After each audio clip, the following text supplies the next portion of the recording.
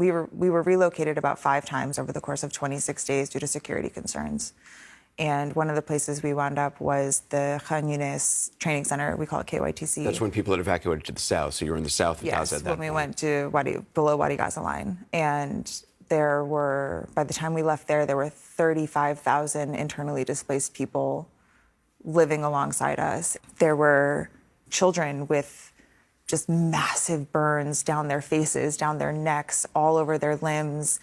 And because the hospitals are so overwhelmed, they are being discharged immediately after, and they're being discharged to these camps with no access to running water. There's 50,000 people at that camp now and 4 toilets. They're given 2 hours of water every 12 hours. Even getting through that Rafah border crossing, what was that like?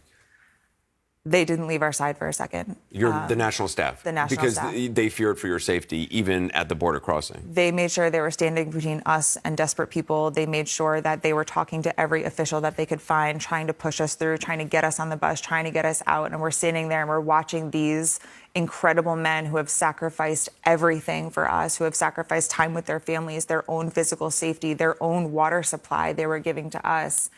And we're watching them fight to get us across the border, knowing that we were not bringing them with us. Would you go back to Gaza? In a heartbeat.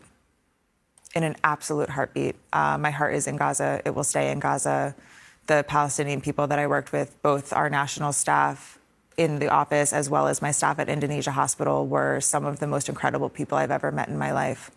When everything went off and we got the notice to move south of Wadi Gaza, I was texting my nurses at Indonesia Hospital, and I said, we lost a nurse weekend 1. He was killed when the ambulance outside the hospital was blown up. And I was texting them when we got the evacuation orders, and I said, did any of you move south? Did any of you get out? Like, are any of you coming down this way? And the only answer I got was, this is our community. This is our family. These are our friends. If they're going to kill us, we're going to die saving as many people as we can.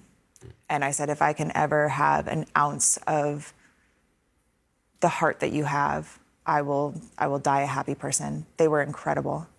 I would like to send out a reminder that there are civilians seeking shelter there, and that my doctors and nurses didn't leave out of loyalty to their community.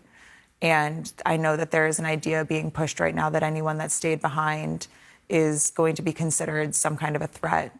And I want to remind people that the people that stayed behind are heroes. The people that stayed behind they know they're going to die, and they're choosing to stay behind anyway.